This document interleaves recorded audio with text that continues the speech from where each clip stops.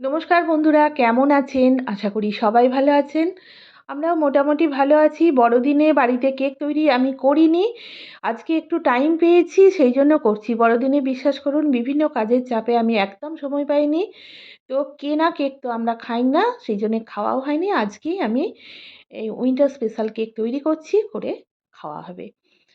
তার জন্য প্রথমে পাউডার মিল্ক দিয়ে আমি অল্প গরম জল করে দুধটা গুলে রেখেছি এবং ঠান্ডা হতে দিয়েছি। ইন দ্য মিন টাইম সুগারের একটা পাউডার তৈরি করে নিয়েছি মিক্সারে। এবার ওই মিক্সার বোলের মধ্যেই আমি এক এক করে ডিম ফাটাতে আরম্ভ করছি।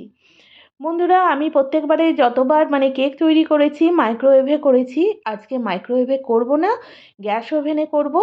গ্যাস ওভেনে কেক আমার এই ফার্স্ট টাইম। তো ভাবলাম আপনাদের সঙ্গে আমার টোটাল আজকের কেক মেকিং প্রসেসটা শেয়ার করি। তো দেখতে থাকুন হাসি খুশিতে নতুন ব্লগ। সঙ্গে থাকুন সারাক্ষণ। লাইক শেয়ার কমেন্ট করবেন। আর যে বন্ধুরা এখনও পর্যন্ত আমার চ্যানেলকে সাবস্ক্রাইব করেননি, অবশ্যই চ্যানেলটা সাবস্ক্রাইব করে আমাকে সাপোর্ট করবেন। ডিমগুলো আমি 3টে ডিম নিয়েছি, মুরগির ডিম। মুরগির ডিমগুলো দেওয়ার পর আমি কিন্তু হাফ কাপ করে দুবারে মেপে নিয়েছি সানফ্লাওয়ার অয়েল। তারপর অল্প একটু নুন দিয়ে মিক্সারে ওটা ঘুরিয়ে নিলাম। ঘুরিয়ে নিতে মোটামুটি থকথকে আঠালো টাইপের একটা লিকুইড তৈরি হয়েছে। এর মধ্যে যে সুগার পেস্ট পাউডারটা করা ছিল সেটা দিয়েছি, আর 100 গ্রাম মতো ময়দা মিক্স করছি। এরপরে দিচ্ছি বেকিং পাউডার আর কোকো পাউডার। কোকো পাউডার আমি 50 গ্রাম মতো দিয়েছি, আর বেকিং পাউডার তো অল্প 1 চিমটে। এরপর দিচ্ছি vanilla essence 1 teaspoon and half teaspoon, হ্যাঁ, 1.5 চামচ মতন ভ্যানিলা এসেন্স দিলাম। দিয়ে একটু সুন্দর করে মিক্স করছি। অ্যাকচুয়ালি এই মিক্স করার কাছে কেকের পাফিংটা হবে সেরকম। তো আমি আজকে একটা এক্সপেরিমেন্টাল করতে চলেছি ব্যাপারটা। ব্যাটারটা আমি যে মিডিয়াম লিকুইডিটিটা থাকে তার থেকেও লিকুইড করব। দেখা যাক গ্যাস ওভেনে একটু পাতলা ব্যাটার দিয়ে কীরকম কেক তৈরি হয়। তো এবার রুম টেম্পারেচারে ওই দুধটা এসে গেছে। ওই দুধটা কিন্তু আমি ওই মিক্সারে মিশিয়ে আর গ্রাইন্ড করে নিয়েছি। দেখছেন যে ব্যাটারটা তৈরি হলো, সচরাচর কেক তৈরির যে ব্যাটার হয় তার থেকে লিকুইড হয়েছে। এবার একটা সেটআপ তৈরি করছি। প্রথমে ডেকচিতে জল নিয়েছি, এর ওপরে ঝাঁঝরি বাটি বসিয়ে দিয়েছি, আর তার মধ্যে আর একটা স্টিলের নিচের পোর্শনটা একটু সরু, ওপর পোর্শনটা একটু স্প্রেড আউট করা এরকম টাইপের একটা বাটি নিয়ে ওকে গ্রিজ করছি। সানফ্লাওয়ার অয়েল দিয়ে আমি অয়েল ব্রাশ করে নিচ্ছি হাতে করে। এরপর ওর ওপরে আমি বাটার পেপার দিয়ে দিচ্ছি। বাটার পেপারটা মোটামুটি রাফলি দিয়ে দেবো। দিয়ে ওই কেক তৈরির যে ব্যাটারটা তৈরি করেছিলাম ওই ব্যাটারটা ওর মধ্যে ঢালছি। পুরো বাটি ভর্তি করে দেওয়া চলবে না, কেননা কেকটা যখন পাফ করবে বা ফুলবে তখন ওইটা বাটির বাকি যে পোর্শনটা রয়েছে ওটা কভার করে যাবে। ওপর থেকে আমি ড্রাই ফ্রুটসের মধ্যে শুধুমাত্র কাজু এবং কিশমিশ দেবো। খুব বেশি ড্রাই ফ্রুটস দেবো না, কেননা কাজু আর কিশমিশ একটু বেশি করে দেবো।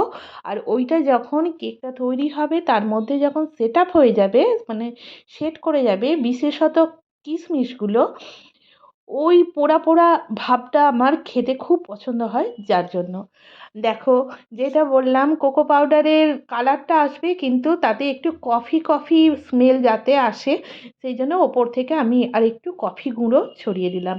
এবার ওপর থেকে একটা ঢাকা দিয়ে পুরো ব্যাপারটাকে গ্যাসের মধ্যে চাপিয়ে গ্যাসের ওভেনটা জ্বালিয়ে দিলাম। ব্যাস, এবার মোটামুটি তুমি 40 মিনিট নিশ্চিন্তে থাকবে, কোনো চাপ নেই। 40 মিনিট পরে ওর লিডটাকে খুললাম, খুলে দেখো কেকটা অনেকটাই ফুলে গেছে, দেখেছো? কেকটা পুরোপুরি হয়েছে নাকি আমি কিচেন নাইফ দিয়ে টেস্ট করছি। যদি ওর মধ্যে কোনো কেকের ব্যাটারের কভার না আসে তাহলে জানবে কেকটা সুন্দরভাবে হয়ে গেছে। দেখছো নাইফটা একদম চকচক করছে যেরকম ছিল।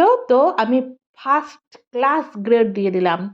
আর এত নরম হয়েছে, আমার তো খুব ভালো লাগছে। আর গরম গরম কেকের যে স্মেলটা আসছে না, কফি কফি গন্ধটা আছে, তার মধ্যে কিশমিশটা অবশ্যই সেট করে গেছে এবং তার একটা সুন্দর একটা পোড়া পোড়া গন্ধ, এটা আমার খুব পছন্দ হয়, এটা খুব ভালো লাগে। কালারটা তো খুব সুন্দর এসেছে, একদম ব্রাউন কালার কোকো পাউডারটার জন্যে। দেখো কেকটা কত ডেলিশিয়াস দেখতে হয়েছে, দেখো একদম চকচক করছে আর একদম নরম হয়েছে, তোমরা বিশ্বাস করতে পারবে না বন্ধুরা। যারা আমার এই কেক তৈরিটা দেখলে তোমরা অবশ্যই এইরকমভাবে একবার কেক তৈরি করো।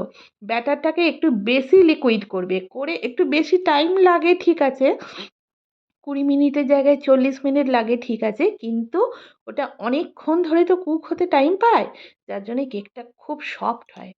আমার হাজব্যান্ড কেক খাবেন না, কেননা এর মধ্যে ডিমের কুসুম আছে এবং তেল আছে, ওনার ওইটা চলবে না। সো গোটা কেকটাই কিন্তু আমার। উনি বেশ আনন্দ করে কেকটা কেটে দিচ্ছেন এবং ভীষণ খুশি হয়েছেন আমি এত সুন্দর কেক গ্যাস ওভেনে তৈরি করতে পেরেছি বলে। মাইক্রোওয়েভে বারবার করতে যাই আর কুকিজ হয়ে যায়, মানে বিস্কিটস হয়ে যায়, কেক আর আসে না। গরম গরম যাও খাওয়া যায়, একটু ঠান্ডা হয়ে গেলেই সেটা পুরো বিস্কুট হয়ে যায়। দেখো কেকটা খুব সুন্দর হয়েছে। আমি বন্ধুরা এই শীতের সন্ধ্যাবেলায় গরম গরম কেক খেতে থাকলাম। খুব শিগগিরই আবার একটা নতুন ভিডিওর সঙ্গে হাজির হব তোমাদের কাছে। ততক্ষণ খুব ভালো থাকবে। দেখছো কেকটা কত সফট হয়েছে, খুব সফট হয়েছে। আমি আর ধৈর্য ধরতে পারছি না, খেতে আরম্ভ করলাম।